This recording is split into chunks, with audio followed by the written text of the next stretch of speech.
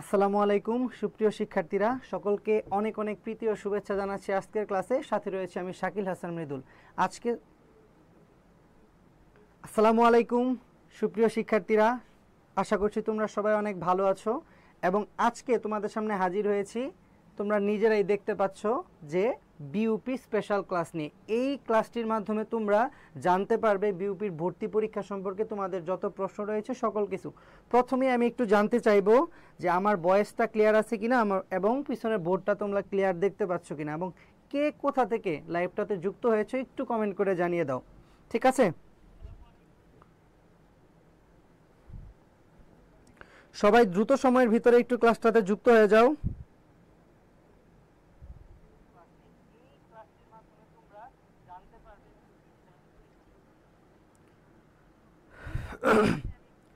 সবাই যার যার জায়গা থেকে ক্লাসটা একটু শেয়ার করে দাও এবং বন্ধুদের মেনশন করে দাও যেন সবাই ক্লাসটাতে যুক্ত হতে পারে। ঠিক আছে, আর আজকে তোমাদের যত প্রশ্ন রয়েছে বিইউপি সম্পর্কে সকল প্রশ্নের উত্তর দেওয়ার চেষ্টা করব আমি। ঠিক আছে, আর এই ক্লাসটির মাধ্যমে তোমরা বিইউপির কিভাবে প্রিপারেশন নিতে হয় এবং কোন জায়গাগুলো থেকে প্রশ্ন হয়, বিইউপির মানবন্টন এবং প্রশ্নের প্যাটার্ন সকল কিছু সম্পর্কে একটা সুস্পষ্ট ধারণা পাবে। যারা এখনো যুক্ত হওনি দ্রুত সময়ের ভিতরে একটু যুক্ত হয়ে যাও। ঠিক আছে, দ্রুত সময়ের ভিতরে সবাই একটু যুক্ত হয়ে যাও। অনেক কম সংখ্যক আমরা যুক্ত হয়েছি, খুব দ্রুতই আমরা মূল ক্লাসে প্রবেশ করব।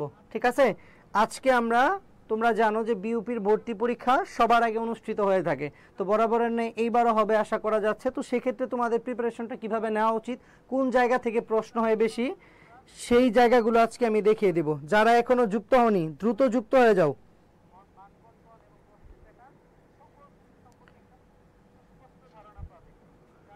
এবং যারা ক্লাসটি এখনো শেয়ার করোনি সবাই একটু ক্লাসটা শেয়ার করে দাও যেন তোমার বন্ধু বান্ধব যারা রয়েছে তারাও ক্লাসটাতে যুক্ত হওয়ার সুযোগ পায়।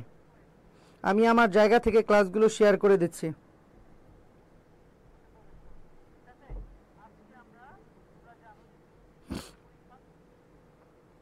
আর আজকে আমরা প্রথমে ধারণা নিব হচ্ছে বিইউপি সম্পর্কে তোমাদের যে প্রশ্নগুলো রয়েছে এবং এটার মানবন্টন। তার পরবর্তীতে আমরা যাব যে এই বিশ্ববিদ্যালয়ে কোন জায়গাগুলো থেকে প্রশ্ন বেশি হয় এবং এই বিশ্ববিদ্যালয়ে কোন জায়গা থেকে প্রশ্নটা বেশি আসে এবং কোনগুলো তোমাদের কম পড়লেও চলবে, কি ব্যতিক্রম রয়েছে অন্যান্য বিশ্ববিদ্যালয় থেকে। ঠিক আছে, যারা যুক্ত হয়েছে অনেকেই যুক্ত হয়েছে জামালপুর থেকে, টাঙ্গাইল থেকে, সবাইকে আবারও শুভেচ্ছা জানাচ্ছি। এবং যারা এখনো যুক্ত হয়নি দ্রুত সময়ের ভিতরে একটু যুক্ত হয়ে যাও। আমরা এখনই মূল ক্লাসে প্রবেশ করব, এখনই আমরা মূল ক্লাসে চলে যাব। ঠিক আছে,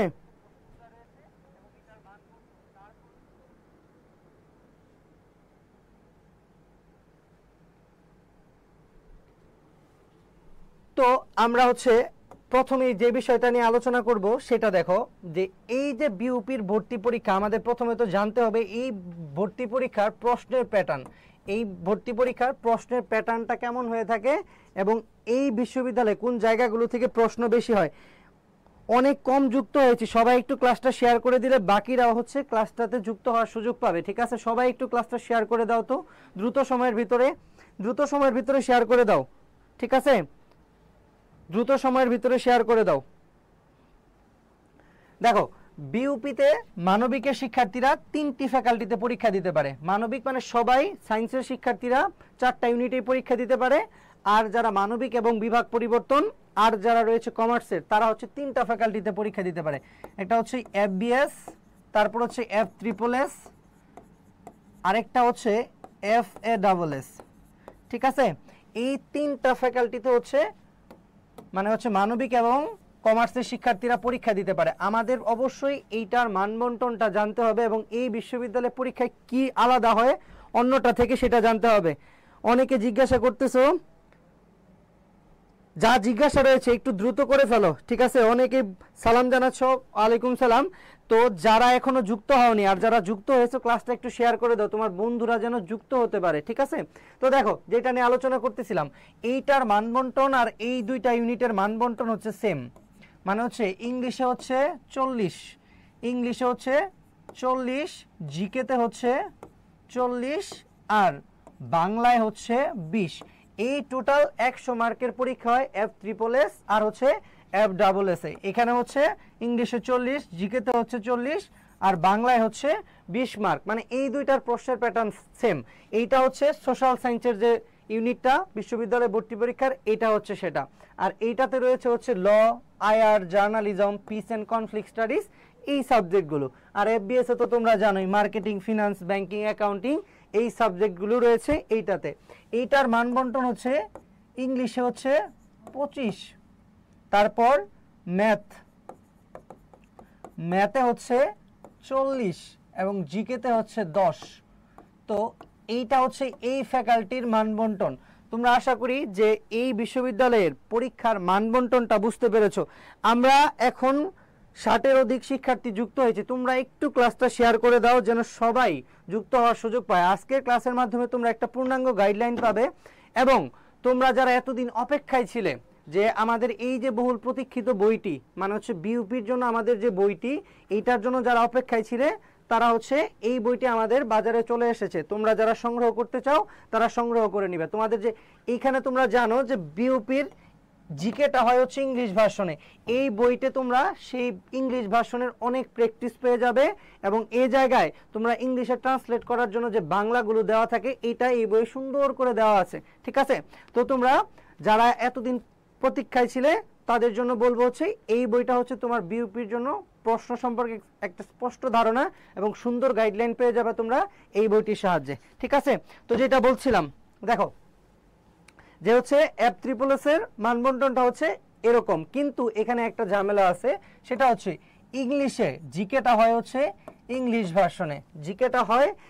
ভার্সনে, তাই তোমাকে হচ্ছে কি করতে হবে, এইটার পাশাপাশি কি করতে হবে, ইংলিশে ট্রান্সলেট করাটা শিখতে হবে। যেমন তুমি জানো যে রাজধানীর ইংলিশটা হচ্ছে ক্যাপিটাল, তারপর এইটা ছাড়াও তুমি যে আরো গুরুত্বপূর্ণ যেমন প্রণালীটা হচ্ছে স্ট্রেট, তারপর সি, এই যেগুলো রয়েছে এইগুলো সবকিছুই তোমরা জাস্ট ট্রান্সলেট করবে, কিন্তু বাংলাতে আগে অবশ্যই শিখতে হবে, ঠিক আছে? অনেককেই দেখতে পাচ্ছি যুক্ত হয়েছ। তো এইটা হচ্ছে মানবন্টন। তো আমরা মানবন্টনের পর যে জায়গাটায় যাব, দেখো সেটা হচ্ছে আমাদের প্রথম প্রশ্ন। আমাদের যেই বিশ্ববিদ্যালয়ে পরীক্ষা দেই না কেন আমাদের কি করতে হয়, ওই বিশ্ববিদ্যালয়ের প্রশ্নের প্যাটার্ন সম্পর্কে স্পষ্ট একটা ধারণা থাকতে হয়। কারণ তুমি কোন জায়গা থেকে পড়বে বা কোন অংশ বাদ দিবে এইটা কিন্তু ডিপেন্ড করে কিসের উপর, তুমি প্রশ্ন ব্যাংক অ্যানালাইসিসের উপর। তো আমাদের প্রথম প্রশ্নটা দেখো, which capital city is located at the highest altitude. তার মানে তোমার এইটা মানে বোঝাচ্ছে যে পৃথিবীর সর্বোচ্চতায় অবস্থিত কোন রাজধানীটা। একটু ঝটপট উত্তর করে ফেলো, এবং তোমাদের এই বিশ্ববিদ্যালয় সম্পর্কে যদি কোনো প্রশ্ন থাকে দ্রুত সময়ের ভিতরে তোমরা করে ফেলো। সকল প্রশ্নের উত্তর এবং পূর্ণাঙ্গ একটা গাইডলাইন তোমরা আজকের ক্লাসে পেয়ে যাবে, ঠিক আছে?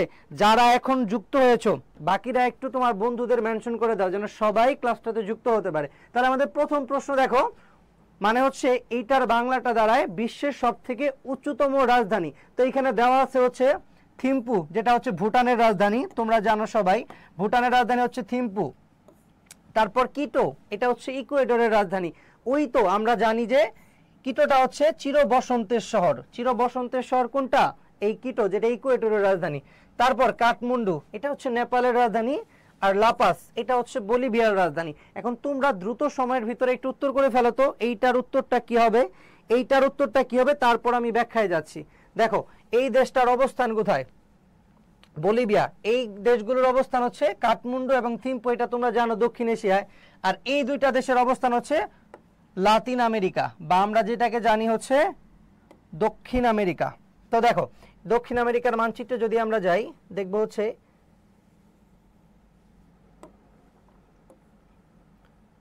এরকম করে আকৃতির যে মানচিত্রে, এটা হচ্ছে লাতিন আমেরিকার মানচিত্র।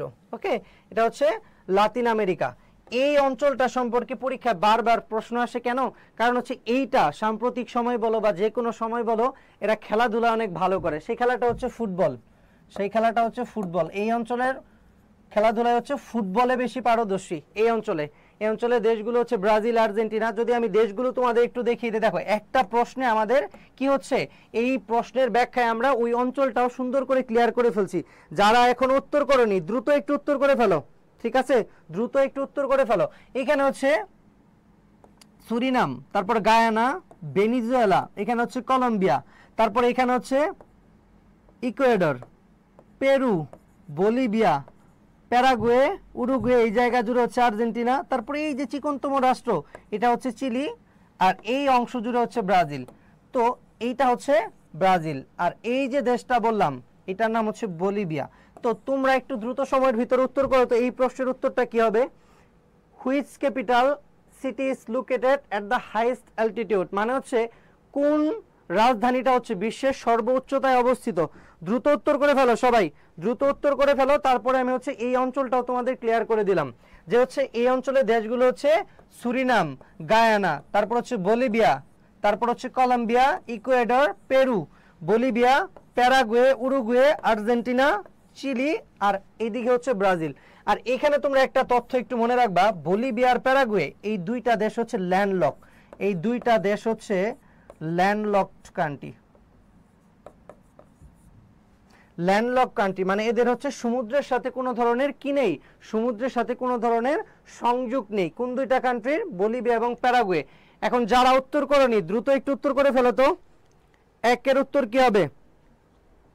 একের উত্তর কি হবে? দ্রুত উত্তর করে ফেলো। হ্যাঁ, অনেকেই উত্তর করেছে, এটার উত্তর হচ্ছে লাপাস। এই লাপাসটা হচ্ছে এই বলিভিয়ার ক্যাপিটাল, লাপাসটা হচ্ছে বলিভিয়ার ক্যাপিটাল, লাপাস। এটাই হচ্ছে বিশ্বের সবথেকে উচ্চতম রাজধানী। তোমরা যারা স্পোর্টস ফলো করো তারা দেখতে পারবে যে যখন এই দেশের রাজধানী শহরে কেউ খেলতে যায় বা স্বাগতিক হয়ে এই দেশে খেলতে যায়, মানে এরা স্বাগতিক দেশ যখন থাকে তখন কি হয়, এই মাঠগুলোতে খেলা হলে অন্য দেশের প্লেয়াররা এখানে গিয়ে হচ্ছে তাদের স্বাচ্ছন্দ্যে খেলতে পারে না, তারা হচ্ছে ভূপৃষ্ঠ থেকে অনেক উচ্চতায় অবস্থিত বলে তারা ভালো খেলতে পারে না। ঠিক আছে, তাহলে এইটা হচ্ছে এই প্রশ্নের সঠিক উত্তর। তোমরা যারা উত্তর করেছো বিশ্বের সবচেয়ে উচ্চতম রাজধানী সেটা হচ্ছে লাপাস, বিশ্বের সবথেকে উচ্চতম রাজধানী হচ্ছে বলিভিয়ার লাপাস, এবং এই দুইটা রাষ্ট্র হচ্ছে ল্যান্ডলক। আর এখানে তোমরা আরেকটা তথ্য জেনে যাও, ভেনিজুয়েলার একটা জলপ্রপাত আছে সেটার নাম হচ্ছে এঞ্জেল জলপ্রপাত।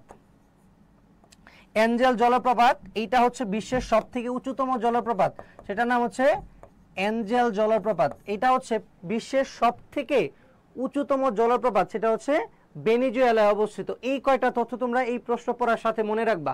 আর তোমাদের যার যে বিষয়ে প্রশ্ন রয়েছে, ঠিক আছে, যার যে বিষয়টায় প্রশ্ন রয়েছে, যে হচ্ছে এই বিষয়ে তোমরা জানতে চাও প্রশ্ন রয়েছে, সেইটা একটু আমাকে বলবা। ঠিক আছে, যার যে বিষয়ে প্রশ্ন রয়েছে সেটা আমাকে একটু বলবা, যে এই বিষয়ে তোমরা জানতে চাও। ওকে, সেটা আমাকে একটু মাস্ট বলবা। যারা এখনো ক্লাসটা শেয়ার করোনি তারা একটু দ্রুত সময়ের ভিতরে ক্লাসটা শেয়ার করে দাও। ঠিক আছে, দ্রুত সময়ের ভিতরে শেয়ার করে দাও। এই প্রশ্নটা তোমাদের ক্লিয়ার হয়েছে কিনা, মানে বুঝতে পেরেছো কিনা ভৌগোলিক অবস্থান এবং বিশ্বের কোন দেশের অবস্থান কোথায়, এইটা পরীক্ষায় আসে। ঠিক আছে, এইটা পরীক্ষায় আসে, এবং এই দেশগুলো মেইনলি হচ্ছে লাতিন ভাষায় কথা বলে, পর্তুগিজ, তারপর হচ্ছে স্প্যানিশ, এই ভাষাগুলোতে কথা বলে হচ্ছে এরা। এই জায়গায় তোমরা ব্রাজিল সম্পর্কে দুইটা তথ্য একটু মনে রাখো। ব্রাজিল সম্পর্কে কয়েকটা তথ্য পরীক্ষায় বেশি আসে। এদের মুদ্রা হচ্ছে রিয়াল, এদের মুদ্রা হচ্ছে রিয়াল, এদের রাজধানী হচ্ছে ব্রাসিলিয়া, এদের রাজধানী হচ্ছে ব্রাসিলিয়া, এবং এরা পর্তুগালের উপনিবেশ ছিল। পর্তুগালের উপনিবেশ ছিল কোন দেশ?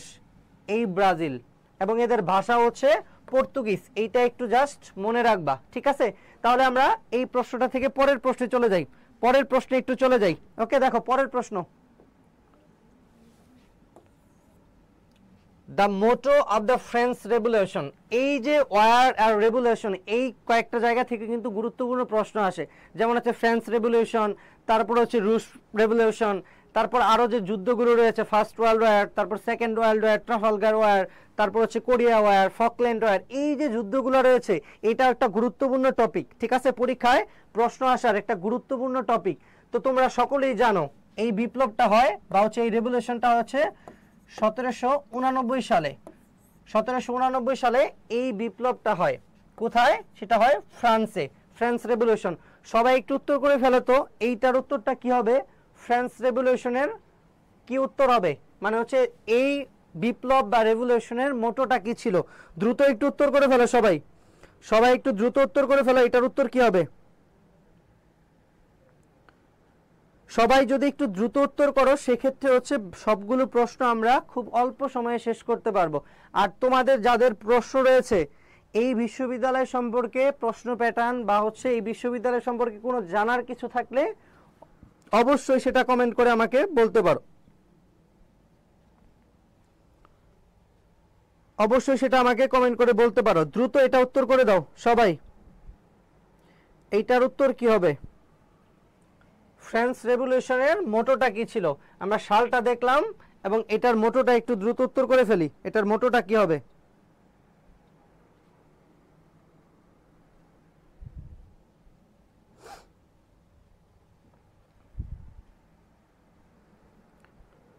দ্রুত উত্তর করে ফেলো। এইটার উত্তরটা কি হবে? লিবার্টি, ডেমোক্রেসি, জাস্টিস, এটা না হচ্ছে লিবার্টি, ইকুয়ালিটি, ফ্র্যাটার্নিটি, তারপর হচ্ছে ফ্রিডম, জাস্টিস, সলিডারিটি, বা হচ্ছে ইউনিটি, ইকুয়ালিটি, ফ্র্যাটার্নিটি, কোনটা হবে? দ্রুত উত্তর করো সবাই। এইটার উত্তরটা কি হবে? আর তোমাদের আমি বারবার বলছি, তোমাদের যে কোনো ধরনের জিজ্ঞাসা থাকলে অবশ্যই আমাকে বলতে পারো যে এই বিশ্ববিদ্যালয় মানে হচ্ছে বিইউপি, আজকের ক্লাসটি হচ্ছে আমাদের বিইউপি বেস্ট, মানে হচ্ছে এই বিশ্ববিদ্যালয়ে প্রশ্নটা হয় ইংলিশে, তাই আমরা ইংলিশেই প্র্যাকটিস করছি, ঠিক আছে? এইটার উত্তরটা করো দ্রুত। 2 এর উত্তর কি হবে? মোটো অফ ফ্রেঞ্চ রেভলিউশন কি হবে সেটা? আমরা বাংলায় পড়েছিলাম সাম্য, মৈত্রী, ভ্রাতৃত্ব।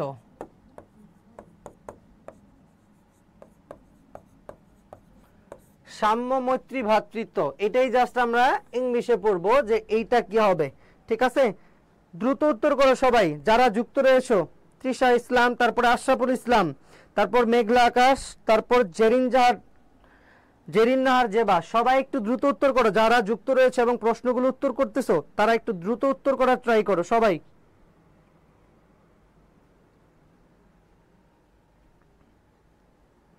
তোমাদের উত্তর করা শেষ হলে আমি হচ্ছে বাকি প্রশ্নগুলোতে যাব।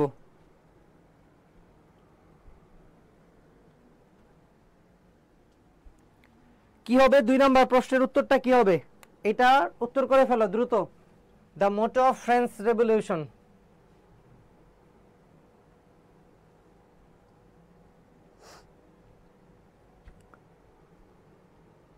হ্যাঁ, এইটার উত্তরটা হবে আমাদের বি, লিবার্টি, ইকুয়ালিটি, আর হচ্ছে ফ্র্যাটার্নিটি, মানে হচ্ছে সাম্য, মৈত্রী, আর হচ্ছে ভ্রাতৃত্ব। আমরা পরের প্রশ্নে চলে যাই। দেখো পরের প্রশ্নটা আমাদের জন্য কি রয়েছে। দেখো, select countries is not having the membership of ASEAN. তার মানে এই প্রশ্নটা আছে আমাদের কোন অংশ থেকে? সেটা হচ্ছে আন্তর্জাতিক যে সংগঠনগুলো রয়েছে, পরীক্ষায় গুরুত্বপূর্ণ সংগঠন যেগুলো আসে, যেমন হচ্ছে জাতিসংঘ, ইউনাইটেড নেশন, তারপর হচ্ছে সার্ক, এই কয়টা খুবই গুরুত্ব দিয়ে পড়বা। জাতিসংঘ, সার্ক, তারপর হচ্ছে ন্যাটো, তারপর হচ্ছে ন্যাটো, ব্রিক্স, ওআইসি, এই যে কয়টা সংগঠন রয়েছে এই সংগঠনগুলো আগে গুরুত্ব দিয়ে পড়ে তারপর বাকি সংগঠনগুলোতে তোমরা যাবে, ঠিক আছে? জাতিসংঘ, সার্ক, ন্যাটো, ব্রিক্স, ওআইসি, তারপর আমাদের কাছাকাছি যে সংগঠনগুলো আছে যেমন হচ্ছে আসিয়ান। এই আসিয়ানের সদস্য আমরাও কি হতে চাই। তো এই আসিয়ান, এই সংস্থাগুলো খুব গুরুত্ব দিয়ে পড়বে, ঠিক আছে? কোন কোন সংস্থা বললাম?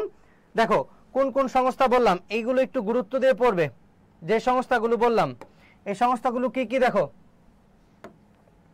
একটা হচ্ছে জাতিসংঘ, তারপর হচ্ছে আমরা পড়ব হচ্ছে সার্ক, ন্যাটো, ব্রিক্স, আর হচ্ছে ওআইসি, তারপর হচ্ছে আসিয়ান, বিমস্টেক। যদি চাও এটা আগে পড়ে তারপর বাকিগুলো একটু চোখ বুলাতে পারো, ঠিক আছে? এইটার উত্তর কি হবে? দেখো, select countries not having the membership of ASEAN, মানে হচ্ছে আসিয়ানের সদস্য আমরা জানি কতটি দেশ? আসিয়ানের সদস্য হচ্ছে 10টি দেশ। কতটি? 10টি। আসিয়ানের সদস্য হচ্ছে 10টি দেশ। বর্তমানে যে দেশটির সদস্য নেই, মানে হচ্ছে এই সংগঠনটা হচ্ছে দক্ষিণ পূর্ব এশিয়ার, মানে বাংলাদেশের ঠিক নিচে যে দক্ষিণ পূর্ব এশিয়া রয়েছে, এই দক্ষিণ পূর্ব এশিয়া সংগঠনটার নামই হচ্ছে আসিয়ান। এর সদস্য সংখ্যা হচ্ছে 10টি দেশ। কতটি দেশ? 10টি। কিন্তু সর্বসম্মতিক্রমে যে একটা দেশ বাকি রয়েছে, পূর্ব তিমুর, এই পূর্ব তিমুরটা হচ্ছে এই আসিয়ানের সদস্য হয়ে যাবে, ঠিক আছে? তাহলে তোমরা একটু উত্তর করে ফেলো তো, দক্ষিণ পূর্ব এশিয়ার দেশ সম্পর্কে তোমাদের যদি আইডিয়া থাকে তোমরা সবাই এটা উত্তর করতে পারবে। এটার উত্তর কি হবে? কোনটি হচ্ছে আসিয়ানের সদস্য নয়? থাইল্যান্ড, ভিয়েতনাম, তারপর হচ্ছে তাইওয়ান, জাপান। কোনটা হবে? এখানে একটা অপশনে আমরা দুইটা উত্তর হবে যদি একটা অপশন চেঞ্জ না করি। সেক্ষেত্রে আমি এই অপশনটা একটু চেঞ্জ করে দেই, ঠিক আছে? এই অপশনটা একটু চেঞ্জ করে দেই। দেখো এই জায়গায় আমি লিখি হচ্ছে লাওস। লাওস। এখন তোমাদের উত্তর করতে সুবিধা হবে, ঠিক আছে? এখন একটু উত্তর করে ফেলো তো, যে Thailand, Vietnam, Laos, Japan. Thailand, Vietnam, Laos, Japan এই দেশগুলোর মাঝে কোন দেশটা আসিয়ানের সদস্য নয়? একটু দ্রুত উত্তর করে ফেলো, এটার উত্তরটা কি হবে? দেখো আমি তোমাদের একটু আইডিয়া দিয়ে ফেলি এই অঞ্চলটা সম্পর্কে, তাহলে তোমাদের জন্য একটু ভালো হবে। দেখো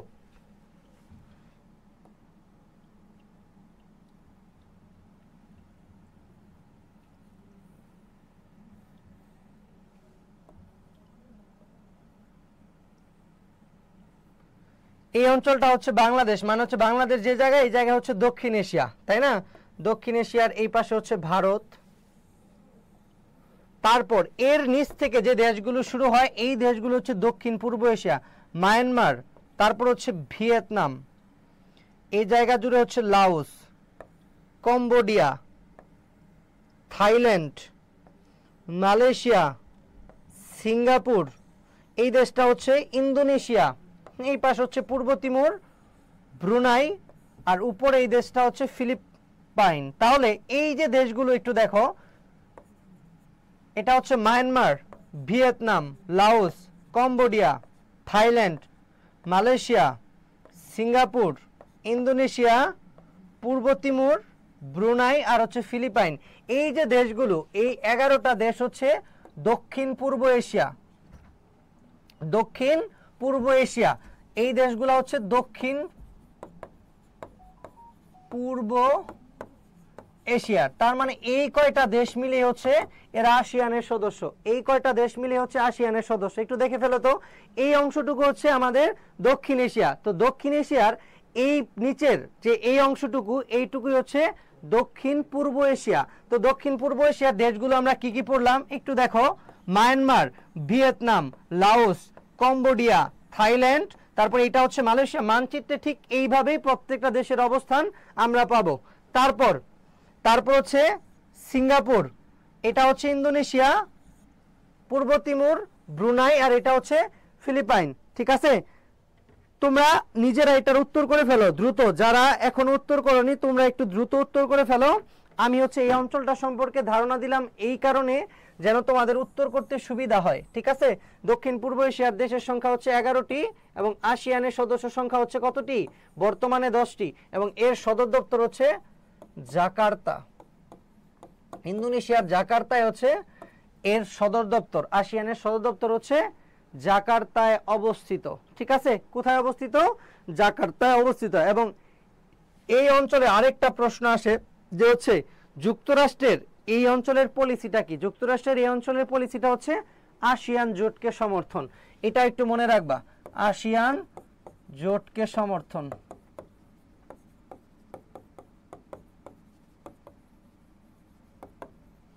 যুক্তরাষ্ট্রের পলিসিটা হচ্ছে আসিয়ান জোটকে সমর্থন।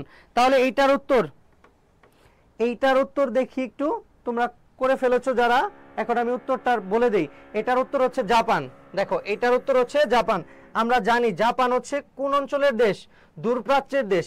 এই যে অংশটুকু যেখানে দক্ষিণ এশিয়া লিখছি আমি, এর পাশেই তোমরা দেখবা চীন, মঙ্গোলিয়া, তাইওয়ান এদের অবস্থান। মানে হচ্ছে এই অংশ জুড়ে এইভাবে হচ্ছে চীনের অবস্থান, চীন।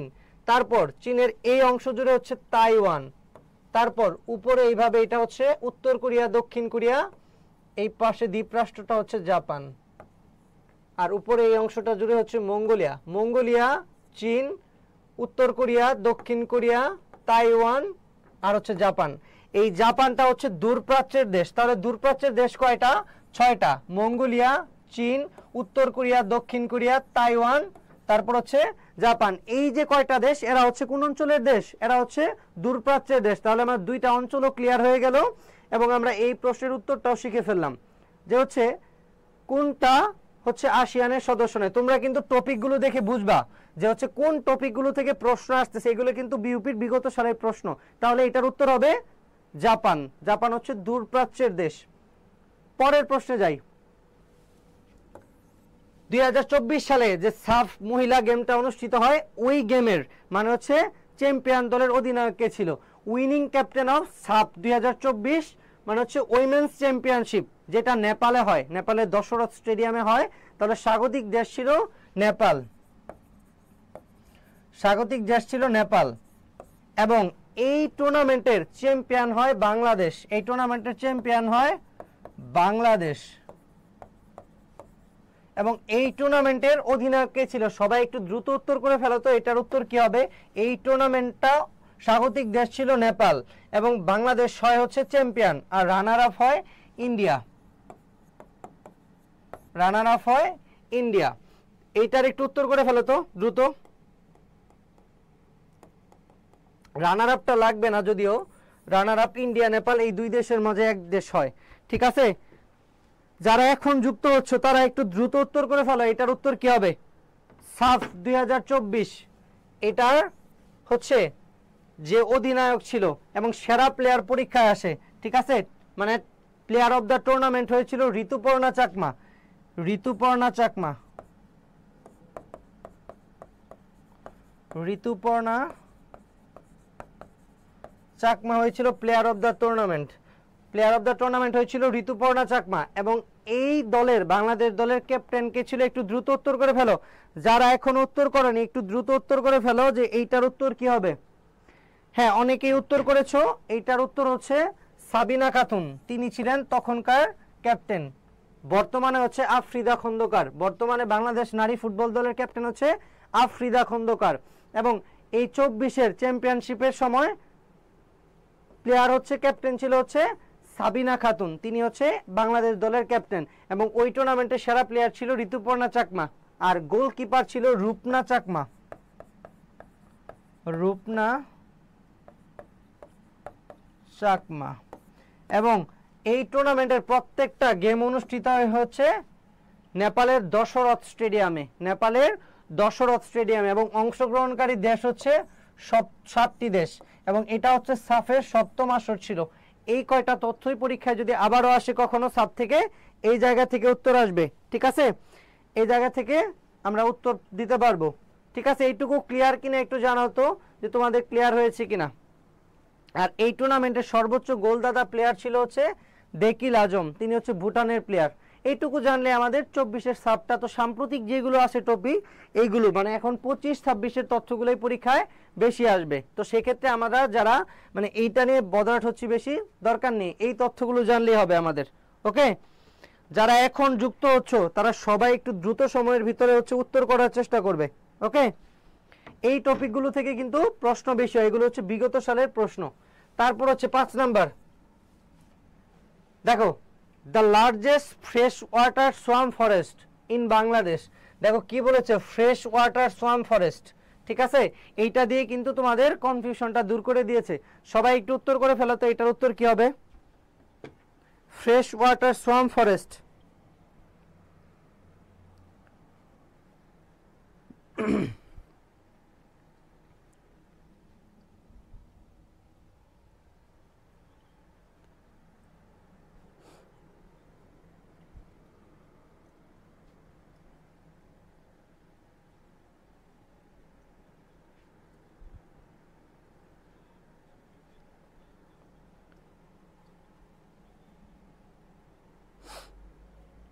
দ্রুত উত্তর করে ফেলো, এটার উত্তরটা কি হবে? তোমাদের কনফিউশনের জায়গা কিন্তু ফ্রেশ ওয়াটার দিয়ে কমিয়ে দিয়েছে, যেন সুন্দরবন হওয়ার পসিবিলিটি নাই।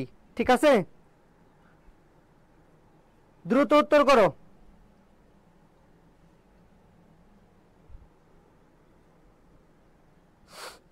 এটার উত্তর কি হবে?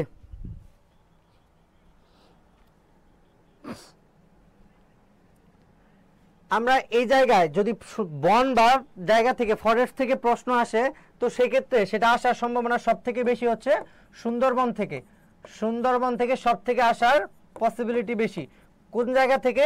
সুন্দরবন থেকে। বাংলাদেশের মানে পৃথিবীর সব থেকে বৃহত্তম বদ্বীপ হচ্ছে ডেল্টা, মানে হচ্ছে বদ্বীপ। এই ডেল্টা হচ্ছে বাংলাদেশ, আর বাংলাদেশেরটা হচ্ছে সুন্দরবন। আর সুন্দরবন বিখ্যাত হচ্ছে কিসের জন্য? সুন্দরী বৃক্ষের জন্য। বিখ্যাত হচ্ছে সুন্দরী বৃক্ষের জন্য হচ্ছে এই সুন্দরবন বিখ্যাত। এছাড়াও সুন্দরবনে রয়েছে বিখ্যাত বাংলাদেশের যেটা হচ্ছে রয়্যাল বেঙ্গল টাইগার। এখন বর্তমানে রয়্যাল বেঙ্গল টাইগারের সংখ্যা হচ্ছে 125টি। 125টি, এইটা আমরা একটু মনে রাখবো।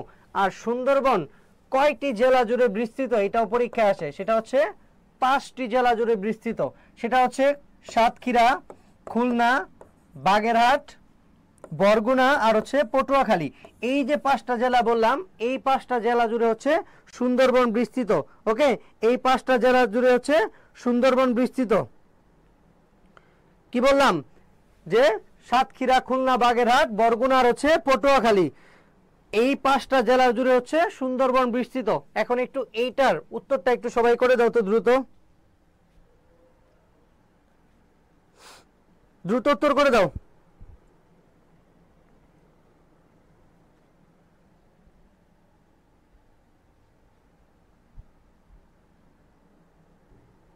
দ্রুত উত্তর করে দাও, এটার উত্তর কি হবে? The largest fresh water swamp forest in Bangladesh. দ্রুত উত্তর করো সবাই, যারা এখন উত্তর করোনি তারা একটু দ্রুত উত্তর করে দাও, এটার উত্তর কি হবে?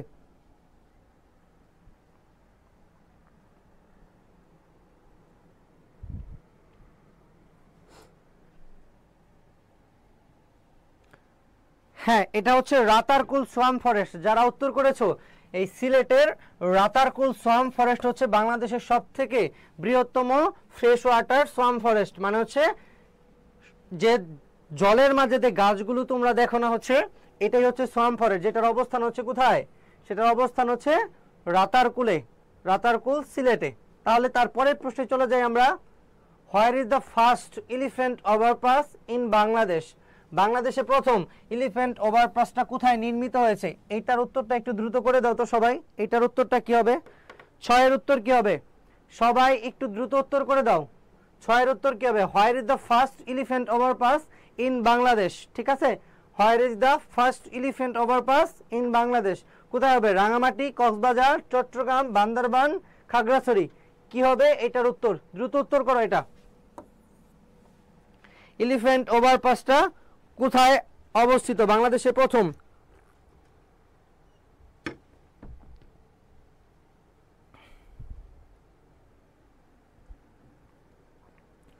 এলিফ্যান্ট ওভারপাসটা কোথায় অবস্থিত? দ্রুত উত্তর করে দাও এটা।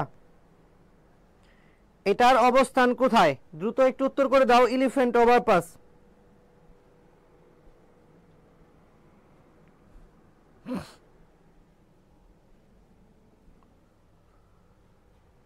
সবাই 6-এর উত্তর করে দাও। 6, এলিফ্যান্ট ওভারপাস ইন বাংলাদেশ। বাংলাদেশে হচ্ছে এলিফ্যান্ট ওভারপাসটা কোথায় নির্মিত হয়েছে? আমরা কিছুদিন আগে হয়তো সবাই শুনে থাকবো যে দোহাজারী থেকে যে কক্সবাজার পর্যন্ত যে রেল লাইনটা তৈরি করা হয় প্রায় 100 কিলোমিটার, এই রেল লাইনটাই হচ্ছে প্রাণীর অভয়ারণ্য ছিল। মানে মাঝখানে যে বনটা ছিল, এই বনটায় প্রাণীর অভয়ারণ্য ছিল। সেখানে হচ্ছে হাতিও ছিল, যেহেতু রেগুলার বেসিসে এখান দিয়ে ট্রেন চলবে, সেক্ষেত্রে এইখানে হচ্ছে ট্রেনগুলো মানে হচ্ছে কিসের সাথে সংঘর্ষ হতে পারে? হাতিদের সাথে। তো সেই ক্ষেত্রে এখানে কি নির্মাণ করে? এখানে হচ্ছে এলিফ্যান্ট ওভারপাস নির্মাণ করে, নিচ দিয়ে হচ্ছে ট্রেন চলবে, উপর দিয়ে হচ্ছে হাতি পারাবার করবে, যেন তাদের কি না হয়, ট্রেনের সাথে সংঘর্ষ না হয়। তাহলে 6-এর উত্তরটা আমরা কি দেখব? 6-এর উত্তরটা হচ্ছে কক্সবাজার। মানে হচ্ছে দোহাজারী কক্সবাজার যে রেলপথটা, এই পথটার উপরই হচ্ছে এই এলিফ্যান্ট ওভারপাসটা নির্মাণ করা হয়। ঠিক আছে, তারপর পরের প্রশ্নে যাই। দেখো, পরের প্রশ্নটা আসছে হচ্ছে মুক্তিযুদ্ধ থেকে। How many freedom fighters are awarded Bir Uttom and Bir Protik for their valiant roles in the liberation war? ঠিক আছে, এই বাংলাদেশের মুক্তিযুদ্ধে বীর প্রতীক এবং বীর উত্তম খেতাবপ্রাপ্ত মুক্তিযোদ্ধার সংখ্যা কতজন? আমরা জানি 4 ধরনের, মানে হচ্ছে 4 ধরনের গ্যালান্টারি অ্যাওয়ার্ড ভূষিত করা হয় মানুষদেরকে যারা মুক্তিযুদ্ধে অংশগ্রহণ করে এবং তারা গুরুত্বপূর্ণ অবদান রাখে। তাহলে এই 4 ধরনের মাঝে উল্লেখযোগ্য হচ্ছে, প্রথম হচ্ছে বীর শ্রেষ্ঠ, প্রথম বীর শ্রেষ্ঠ, বীর উত্তম, বীর বিক্রম আর সর্বশেষ হচ্ছে বীর প্রতীক। তোমরা এই মর্যাদার ক্রমটাও একটু মনে রাখবা। ঠিক আছে, মর্যাদার ক্রমটাও মনে রাখবা। বীর উত্তম প্রথমে হচ্ছে বীর শ্রেষ্ঠ, এটা বাংলায় এইভাবেই লেখা থাকবে, ইংলিশে হচ্ছে মানে ইংরেজি ওয়ার্ড দিয়ে লেখা থাকবে। সেটা হচ্ছে বীর শ্রেষ্ঠ,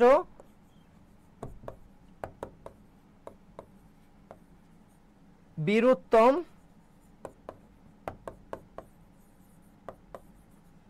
বীর বিক্রম, বীর প্রতীক। তার মানে এই ক্রমটা তোমরা সবাই মনে রাখবা। প্রথমে হচ্ছে বীর শ্রেষ্ঠ প্রথম, দ্বিতীয় হচ্ছে বীরুত্তম, তৃতীয় বীর বিক্রম এবং চতুর্থ হচ্ছে বীর প্রতীক। এই 3 ধরনের গ্যালান্টারি অ্যাওয়ার্ডে ভূষিত করা হয়। তার মানে মুক্তিযুদ্ধে কতজনকে কোনটায় দেওয়া হয় এগুলো আমাদেরও জানতে হবে। ঠিক আছে, দেখো তাহলে বীর শ্রেষ্ঠ আমরা জানি সকলেই 7 জন, বীর শ্রেষ্ঠের সংখ্যা হচ্ছে 7 জন, বীর শ্রেষ্ঠের সংখ্যা 7 জন, বীরুত্তম হচ্ছে 68 জন, তারপর বীর বিক্রম 175 জনকে দেওয়া হয়, আর বীর প্রতীক দেওয়া হয় 426। তার মানে এই সর্বমোট এই যেখানে যতজন হয় এতজনকে হচ্ছে কি দেওয়া হয়, এই গ্যালান্টারি অ্যাওয়ার্ডে ভূষিত করা হয়। তাহলে তোমরা সবাই একটু দ্রুত উত্তর করে ফেলো তো, এখন তো সবাই জেনে গিয়েছো, তারপরে যেন সবাই কমেন্ট করলে একটু মনে থাকে, তাই আমি বলছি দ্রুত একটু কমেন্ট করে ফেলো তো। এইটার উত্তর কি হবে, এইটার উত্তর কি হবে? সবাই এখন এখানে আমি বলেও দিয়েছি, বীর শ্রেষ্ঠ, বীরুত্তম এগুলো জাস্ট কিসে লেখা থাকবে, ইংলিশে লেখা থাকবে। কিভাবে একটু জাস্ট দেখিয়ে দিই, এখানে উপরে কিন্তু লেখা আছে, দেখো উপরে কিন্তু লেখা আছে, একটু দেখো, এই তো এখানে লেখা আছে, বাংলার অক্ষরে লেখা থাকবে বীর উত্তম, এইভাবে লেখা থাকবে। ঠিক আছে, এইভাবে লেখা থাকবে, পরীক্ষার খাতায় তোমরা হচ্ছে প্রশ্ন এইভাবে পাবা, তারপর হচ্ছে তোমরা সেটা দেখে মার্ক করবে। তারপর হচ্ছে বীর প্রতীক, এইভাবে লেখা থাকবে। তাহলে আমরা এটা বুঝতে তো কারোই অসুবিধা হবে না, বাংলায় থাকুক আর হচ্ছে ইংলিশ বাংলা মিক্সড করে যেভাবে আমরা বাংলিশ বলি সেভাবে লেখা থাকুক। দ্রুত একটু উত্তর করে দাও তো, 7-এর উত্তরটা কি হবে? সবাই এটার উত্তর সবাই এখন পারো এবং জানো, সবাই এটার উত্তর পারো এবং জানো, দ্রুত উত্তর করে দাও। এটার উত্তরটা কি হবে, এটার উত্তর কি হবে? দ্রুত উত্তর করে দাও।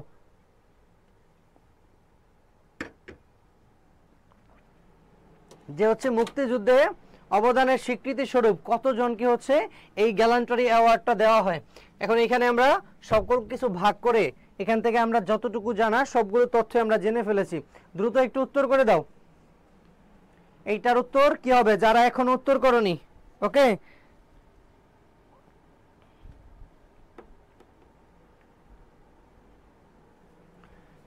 এইটার উত্তর হবে 68 এবং 426। তার মানে হচ্ছে এই উত্তরটা সঠিক। এখানে বীর উত্তম হচ্ছে কতজন? 68 জন, আর 426 হচ্ছে বীর প্রতীক। ঠিক আছে, এই দুইটা জায়গা থেকে প্রশ্ন হয়, আরেকটা জায়গা থেকে প্রশ্ন হয় পরীক্ষায়। দেখো এইটাও আমি একটু বলে দেই কোন জায়গা থেকে প্রশ্ন হয় পরীক্ষায়। মুক্তিযুদ্ধের সেক্টর আছে না, এই সেক্টরটা থেকে প্রশ্ন হয়, আর মুক্তিযুদ্ধের নারী মুক্তিযুদ্ধের অবদান থেকে প্রশ্ন হয়। দেখো তাহলে আমরা এইটাও একটু দেখে ফেলি। এই বিশ্ববিদ্যালয়ের প্রশ্নের প্যাটার্ন অন্যান্য বিশ্ববিদ্যালয়ের মতো সেম, মানে ওই টপিকগুলো থেকে প্রশ্ন হয়, কিন্তু ব্যতিক্রমটা হচ্ছে শুধুমাত্র এটা ইংলিশ ভার্সনে হয়, আর এটা হচ্ছে কিসে হয়, অন্য বিশ্ববিদ্যালয়ে হচ্ছে বাংলা ভার্সনে হয়। এটাই হচ্ছে ব্যতিক্রম, আর কোনো ব্যতিক্রম এখানে নেই। তো দেখো এটা হচ্ছে আমাদের বাংলাদেশ, এই বাংলাদেশে আমরা মুক্তিযুদ্ধের সেক্টরগুলো আমরা সকলেই জানি, আর এটার সাথে আমরা নারী মুক্তিযুদ্ধের অবদানটাও একটু জেনে ফেলবো। দেখো এই জায়গা জুড়ে হচ্ছে 1 নং সেক্টর, মানে হচ্ছে চট্টগ্রাম, পার্বত্য চট্টগ্রাম, ফেনী নদীর আগ পর্যন্ত 1 নং সেক্টর, ঢাকা শহর, কুমিল্লা আর হচ্ছে নোয়াখালী, ঢাকার যে মূল শহর এটা হচ্ছে 2। তারপর উপরে উপরে হচ্ছে এটা হচ্ছে 3, ঢাকা জেলার বাকি অংশ, ব্রাহ্মণবাড়িয়া, কুমিল্লার এই যে অংশটুকু এটা হচ্ছে 3। তারপর 4 হচ্ছে সিলেটের পূর্বাঞ্চল, 5 হচ্ছে সিলেটের পশ্চিমাঞ্চল, 6 হচ্ছে রংপুর, 7 হচ্ছে রাজশাহী, 8 হচ্ছে মেহেরপুর, কুষ্টিয়া, 9 হচ্ছে এই জায়গা জুড়ে হচ্ছে খুলনা আর হচ্ছে বরিশাল, আর 10 নং সেক্টর ছিল হচ্ছে নৌ সেক্টর, যেখানে নিয়মিত কোনো সেক্টর কমান্ডার ছিল না, আর 11 হচ্ছে টাঙ্গাইল এবং ময়মনসিংহ। আমরা সেক্টরগুলো দেখলাম, যাদের মানচিত্র সম্পর্কে ধারণা আছে কোন জেলার অবস্থান কোথায়, আমরা সবাই কিন্তু এটার উত্তর করতে পারবো। ঠিক আছে, এটার উত্তর করতে পারবো, এবং এইটার সাথে আমরা নারী মুক্তিযোদ্ধাদের অবদান পরীক্ষায় আসে। দেখো 11 নং সেক্টরে যে যুদ্ধ করে তার নাম ছিল তারামন বিবি। তারামন বিবি যুদ্ধ করে হচ্ছে 11 নং সেক্টরে, এবং তিনি যে অ্যাওয়ার্ডে ভূষিত হন সেটা হচ্ছে বীর প্রতীক। তাহলে তারামন বিবি কোন অ্যাওয়ার্ডে ভূষিত হন সেটা হচ্ছে বীর প্রতীক, তারামন বিবি হচ্ছে বীর প্রতীক। তারপর 2 নং সেক্টরে যুদ্ধ করেন হচ্ছে ডক্টর সেতারা বেগম। সেতারা বেগম, তার অ্যাওয়ার্ড হচ্ছে বীর প্রতীক। এই 2 জন মহিলা হচ্ছে বীর প্রতীক খেতাবে ভূষিত হন। আর 5 নং সেক্টরে একজন যুদ্ধ করেন, তার নাম হচ্ছে কাকন বিবি। কাকন বিবি তিনি যুদ্ধ করেন হচ্ছে 5 নং সেক্টরে। তার উপাধি ছিল হচ্ছে মুক্তি বেটি। মুক্তি বেটি হচ্ছে কার? কাকন বিবির উপাধি ছিল মুক্তি বেটি, এবং তিনি যুদ্ধ করেন হচ্ছে 5 নং সেক্টরে। আর তিনি যে গোত্র থেকে বিলং করেন সেটা হচ্ছে খাসিয়া, এবং তার আসল নাম হচ্ছে কাকা থেনিন চিতা। যদি মুক্তিযুদ্ধ থেকে প্রশ্ন আসে পরীক্ষায় এই জায়গা থেকে বেশি আসে। ইংলিশ ভার্সন হলে সমস্যা হওয়ার তো কথা না। দেখো যেইগুলো হচ্ছে তোমাদের ইংলিশে লেখা থাকবে, দেখো এই বীরুত্তম এইভাবেই লেখা থাকবে। আর যেইগুলো তোমরা যেমন স্ট্রেট প্রণালীর ইংরেজি, তারপর হচ্ছে ক্যাপিটাল হচ্ছে রাজধানীর ইংরেজি, আরো যেইগুলো হচ্ছে সমুদ্রের ইংরেজি কি সি, অসীন হচ্ছে মহাসাগরের ইংরেজি, তারপর হচ্ছে ক্যাপিটালের পর আমরা যদি মহাদেশ শিখি সেক্ষেত্রে এগুলো আমরা সকল কিছু জাস্ট এটার কিওয়ার্ডটা জেনে যাব, ট্রান্সলেট যেন করতে পারি। আর অপশন দেখলে সবাই উত্তর করতে পারবা, ঠিক আছে? অপশন দেখলে না তোমরা বুঝতে পারবে যে এই প্রশ্নের উত্তরটা এই জায়গা থেকে এসেছে বা এইটা হবে, এটা সবাই পারবা। তাহলে দেখো এই প্রশ্নের মাধ্যমে আমরা কি কি দেখলাম, যে মুক্তিযুদ্ধ থেকেও পরীক্ষায় প্রশ্ন আসে। এই জায়গায় গুরুত্বপূর্ণ সব থেকে বেশি হচ্ছে মুক্তিযুদ্ধের সেক্টর, তারপর হচ্ছে মুক্তিযুদ্ধের যে গ্যালান্টারি অ্যাওয়ার্ড, তারপর হচ্ছে 7 জন বীর শ্রেষ্ঠের বিস্তারিত। এই কয়টা জায়গা থেকেই প্রশ্ন পরীক্ষায় বেশি আসে, ঠিক আছে? এই কয়টা জায়গা থেকেই পরীক্ষায় প্রশ্ন সব থেকে বেশি আসে।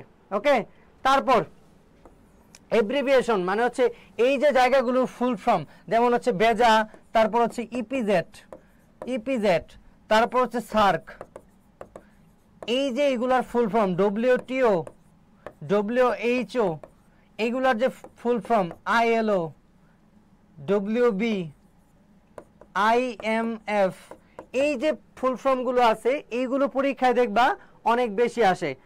এই জায়গাগুলো আমাদের দেখতে হবে, মানে এই টপিক থেকেও প্রশ্ন হয়। তাহলে এইটার উত্তরটা একটু করে ফেলে তো, what is the full form of BEZA? বেজার ফুল ফর্ম কি? দ্রুত একটু উত্তর করে ফেলে তো, এইটার উত্তর কি হবে? আর তোমরা প্রথমেই দেখেছো যে হচ্ছে বিইউপিতে হচ্ছে এই যে ফ্যাকাল্টিটা রয়েছে FASS আর হচ্ছে FSSS, এইখানে হচ্ছে সাধারণ জ্ঞানে হচ্ছে মার্ক 40। তার মানে এই 40-এর মাঝে যদি তুমি ভালো করতে পারো সেক্ষেত্রে তোমার চান্স পাওয়ার পসিবিলিটি অনেক বেড়ে যাবে। মানে হচ্ছে 40 হচ্ছে জিকেতে, ইংলিশে হচ্ছে 40, আর বাংলায় হচ্ছে 20।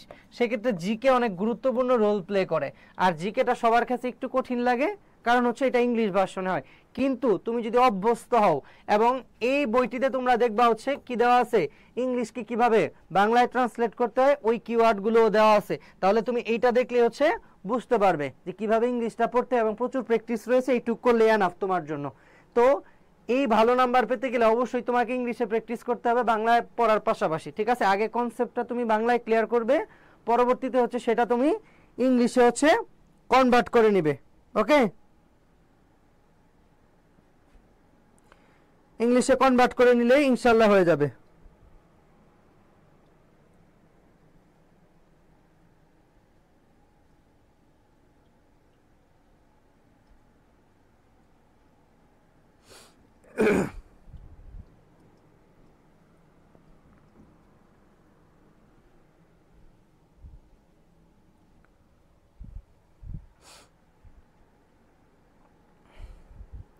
দ্রুত একটু উত্তর করে দাও, এটার উত্তর কি হবে?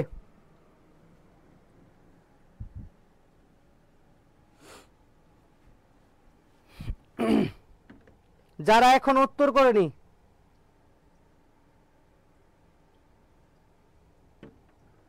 প্রশ্ন সম্পর্কে ধারণা পেলেই হবে, ঠিক আছে? প্রশ্ন সম্পর্কে ধারণা পেলেই হলো, তুমি বুঝতে পারবে যে কোন জায়গাগুলো থেকে প্রশ্ন আসে, সেক্ষেত্রে তোমার এটা বুঝতেই হবে। দেখো, what is the full form of BEZA? Bangladesh export zonal area, Bangladesh economic zone authority, Bangladesh economic zonal activity, তারপর হচ্ছে Bangladesh export zones authority, all of them. কোনটা হবে এটার উত্তর? দ্রুত একটু উত্তর করো তো যারা যুক্ত রয়েছে। হ্যাঁ, ইংলিশে আবার কন্ডিশন রয়েছে, 16 পেতে হয়। ইংলিশে 16 পেয়ে পাস করতে হয়, ঠিক আছে, এই কন্ডিশনটা রয়েছে। তো সেক্ষেত্রে তোমাদের সব থেকে বেশি গুরুত্বপূর্ণ এই ফ্যাকাল্টিগুলোতে হচ্ছে আবার নেগেটিভ মার্ক হচ্ছে 0.5 করে, মানে হচ্ছে বিউপিতে তোমাদের ভর্তি পরীক্ষায় অন্যান্য বিশ্ববিদ্যালয়ে হচ্ছে নেগেটিভ মার্ক হচ্ছে 0.25, আর এখন এই বিশ্ববিদ্যালয়ে হচ্ছে 0.5, ঠিক আছে, 0.5, ঠিক আছে, 0.5, এটার উত্তর হবে 0.5।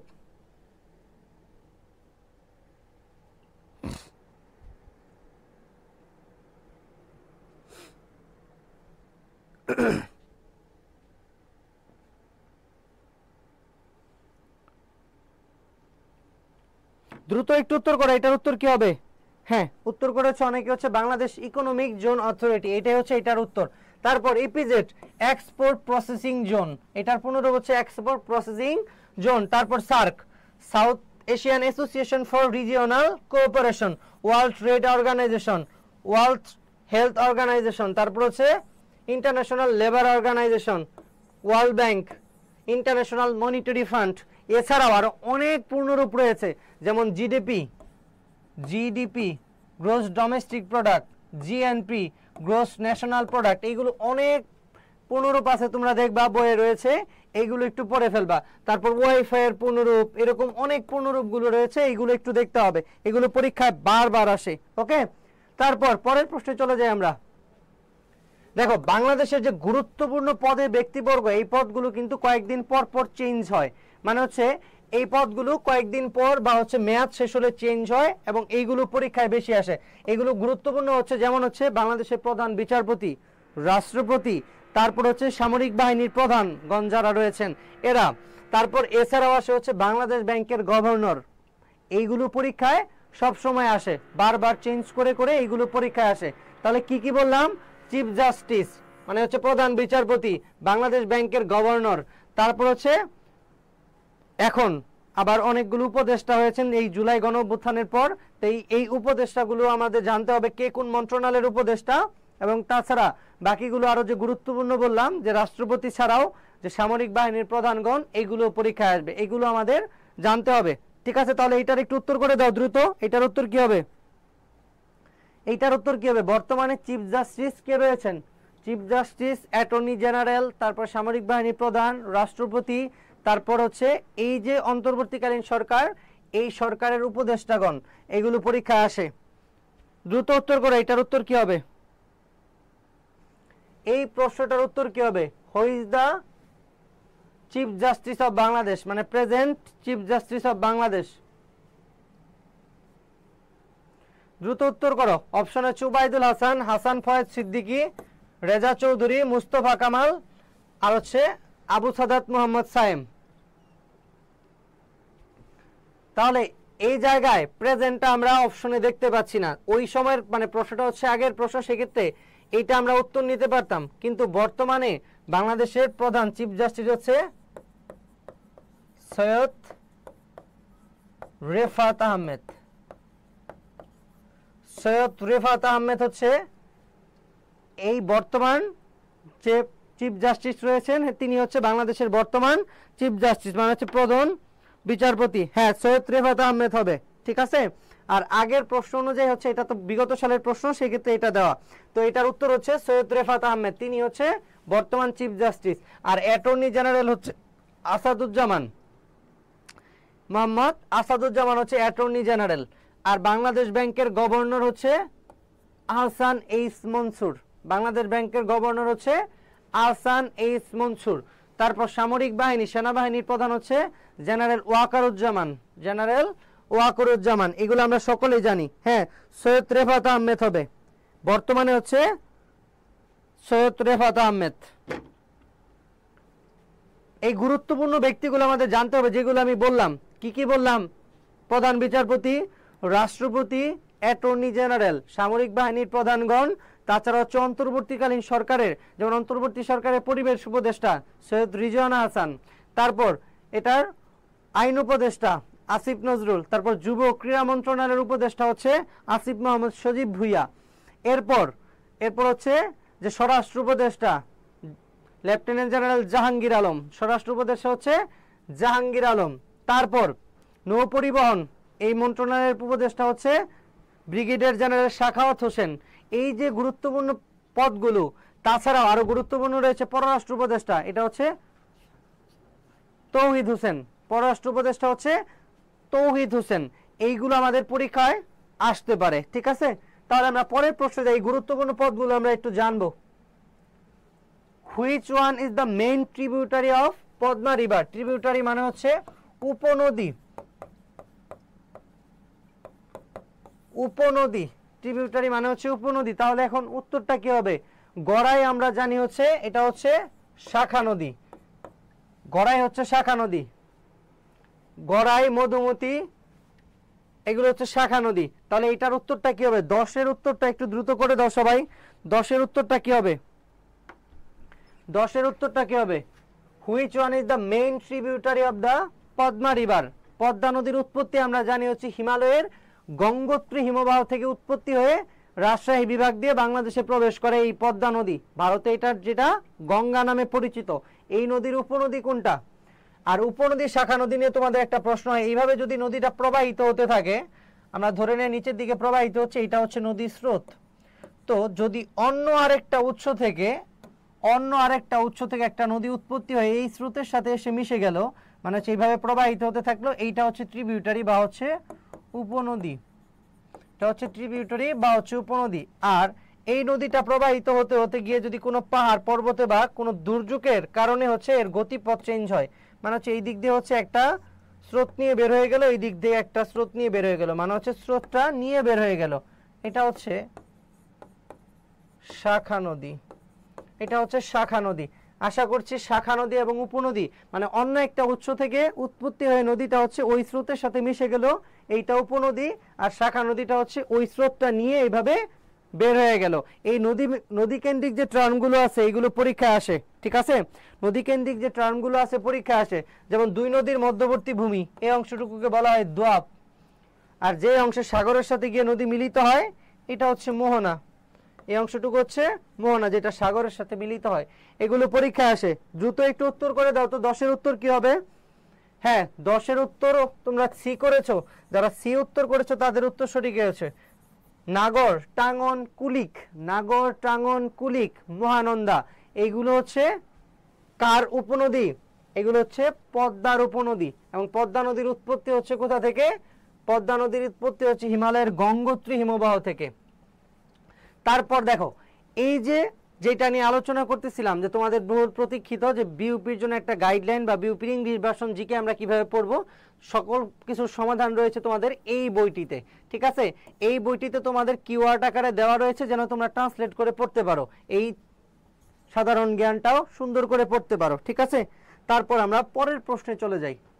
দেখো 11, which one is the least populated division of Bangladesh? মানে হচ্ছে ডিভিশন মানে হচ্ছে বিভাগ। তাহলে বাংলাদেশের সব থেকে কম জনবসতিপূর্ণ বিভাগ কোনটা? আমরা সবাই জানি। দ্রুত উত্তর করে ফেলি, এটার উত্তর কি হবে? দ্রুত উত্তর করে ফেলি, এটার উত্তর কি হবে?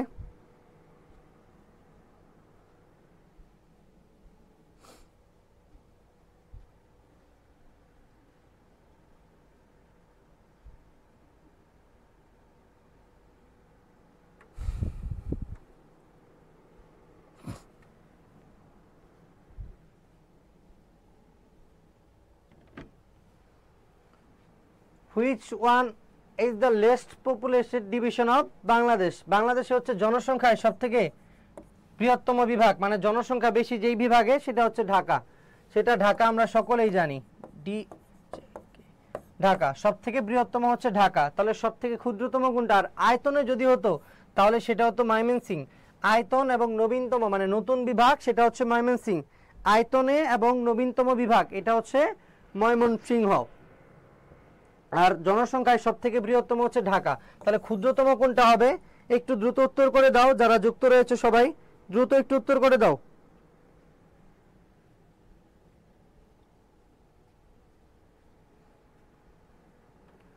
দ্রুত উত্তর করে দাও। এটার উত্তর হচ্ছে বরিশাল। 2 জন উত্তর করেছো বরিশাল। হ্যাঁ, 11-এর উত্তর হচ্ছে বরিশাল। বরিশাল হচ্ছে আয়তনে, মানে হচ্ছে আয়তনে না, এটা হচ্ছে জনসংখ্যায় হচ্ছে সব থেকে কম এই বিভাগে বসবাস করে। আর আয়তনে যদি হতো সেটা হচ্ছে ময়মনসিংহ। ময়মনসিংহ হচ্ছে আয়তনের সব থেকে ক্ষুদ্রতম বিভাগ, আর সব থেকে বৃহত্তম বিভাগ সেটা হচ্ছে চট্টগ্রাম আয়তনে যেটা। আর জেলাটাও একটু মনে রাখবা, আয়তনে হচ্ছে রাঙামাটি, আয়তনে রাঙামাটি সব থেকে বড়, আর সব থেকে ক্ষুদ্রতম হচ্ছে নারায়ণগঞ্জ, এটা একটু মনে রাখবা। ওকে, তারপর 12 নম্বর প্রশ্ন,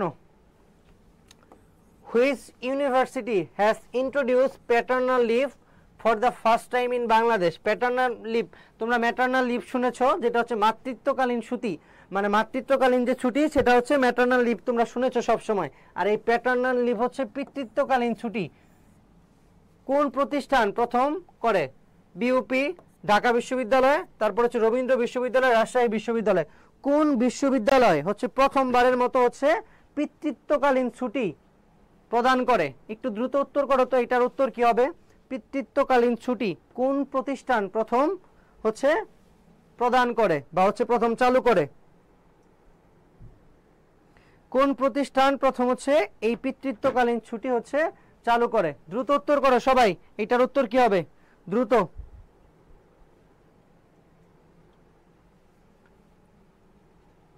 দ্রুত উত্তর করে ফেলো, কি হবে? বিউপি, ঢাকা বিশ্ববিদ্যালয়, রবীন্দ্র ইউনিভার্সিটি, রাজশাহী বিশ্ববিদ্যালয়, কোনটা হবে এটার উত্তর?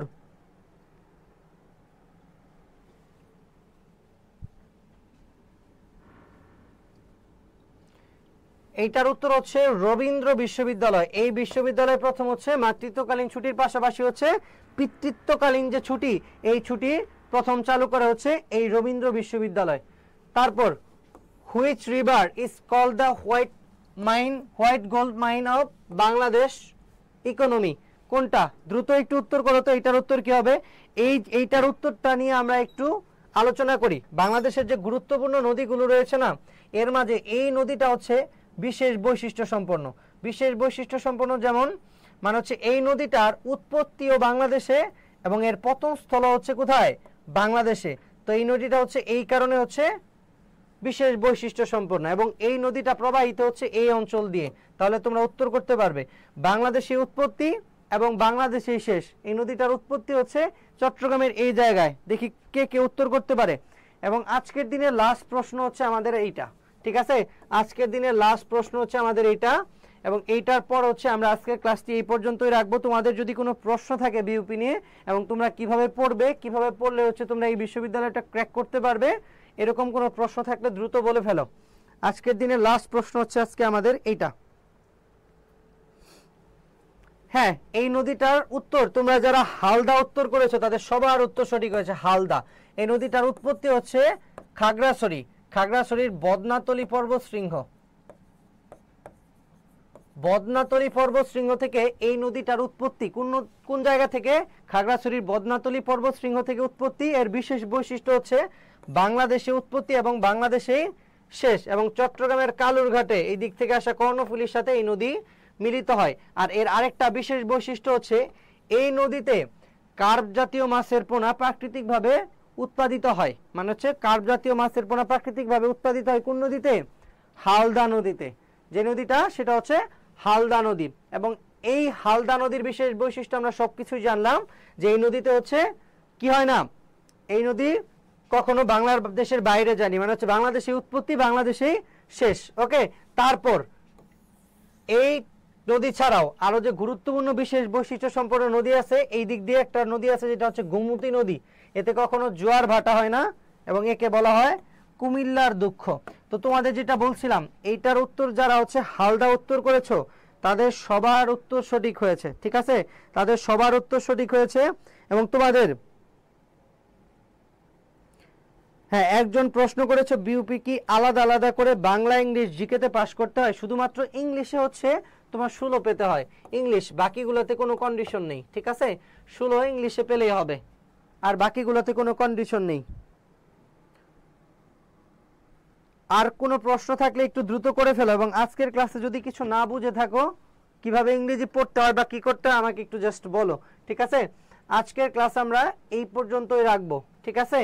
যদি তোমাদের কোনো প্রশ্ন না থাকে, আর বিউপি সম্পর্কে তোমাদের আর যা যা জিজ্ঞাসা রয়েছে দ্রুত সময়ের ভিতরে একটু উত্তর বলে ফেলো, আমি উত্তর করে দিচ্ছি কি প্রশ্ন কি জানতে চাও।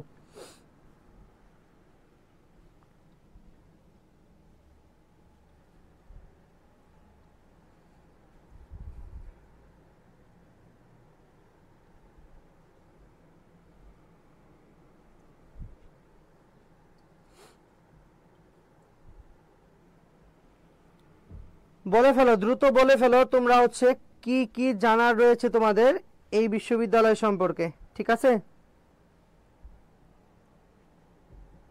আচ্ছা, বিউপির জন্য টপিক সিলেক্ট করে দিয়েন, ঠিক আছে? আচ্ছা, বিউপিতে আমি যে প্রশ্নগুলো যতগুলো টপিক থেকে লিখে রেখেছি, যেমন হচ্ছে আন্তর্জাতিক সংগঠন, বাংলাদেশের মুক্তিযুদ্ধ, তারপর হচ্ছে প্রথমে হচ্ছে বাংলাদেশের ভৌগোলিক অবস্থান, আরও যে বিষয়গুলো রেখেছি, এই টপিক প্রত্যেকটা টপিক হচ্ছে গুরুত্বপূর্ণ। বিউপির প্রশ্নের প্যাটার্ন এবং ঢাবির প্রশ্নের প্যাটার্ন মানে হচ্ছে একটু ডিফারেন্ট, মানে হচ্ছে ইংলিশে করলে বুঝতে একটু অসুবিধা হয়, তাছাড়া বিউপির প্রশ্নগুলো একটু ডিপ থেকে প্রশ্ন হয়, ঠিক আছে? আগের প্রশ্নটা তোমরা দেখলে হচ্ছে বুঝতে পারবে, ঠিক আছে? বুঝতে পারবে। সাম্প্রতিক যে ঘটনা প্রবাহগুলো ঘটে, যেমন হচ্ছে এই যে ইউক্রেন রাশিয়া ওয়ারের কোনো যুদ্ধের মোড় নিলে, তারপর হচ্ছে গাজা ইসরায়েল যুদ্ধের কোনো হচ্ছে চুক্তি, এইগুলো, তারপর জাতিসংঘের অধিবেশন হলো, এইটা গুরুত্বপূর্ণ। তারপর হচ্ছে এই যে দুইটা পরাশক্তি মানে হচ্ছে রাশিয়া আর হচ্ছে আমেরিকা, ডোনাল্ড ট্রাম্প এবং ভ্লাদিমির পুতিন যে বৈঠক করে, এটাও গুরুত্বপূর্ণ। কত তারিখ করে? 15ই আগস্ট আলাস্কাতে করে। তারপরে এই আলাস্কা কখন ক্রয় বিক্রয় হয়, মানে সাম্প্রতিকটা পড়বা, সাম্প্রতিকের যে বিষয়টা বেশি আলোচিত হবে ওইটার ব্যাকগ্রাউন্ডে গিয়ে তোমরা ওইটার তথ্যগুলো জেনে ফেলবা, ঠিক আছে? তাহলে তোমাদের হচ্ছে কি হবে, ওই প্রশ্নগুলা এই জায়গাগুলোতেই বেশি হয়, যে সাম্প্রতিক যে জায়গা থেকে আসে প্রশ্নটা, ওই যে টপিকটা বেশি চর্চিত হয়, মানে পত্রিকায় লেখালেখি হয়, সব জায়গায় হয়, সোশ্যাল মিডিয়াতে, ওইগুলোই হচ্ছে প্রশ্নকর্তারা দেখেন এবং ওইগুলার ব্যাকগ্রাউন্ড থেকে প্রশ্ন করেন।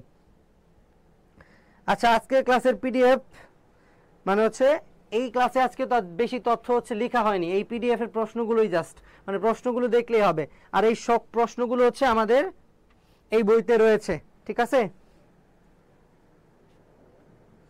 ওকে, আশা করছি আর কারো কোনো প্রশ্ন নেই। তাহলে আজকের ক্লাস এখানেই শেষ করছি। সবাই ভালো থাকবেন, সুস্থ থাকবেন। আজকের ক্লাস এই পর্যন্তই। আল্লাহ হাফেজ।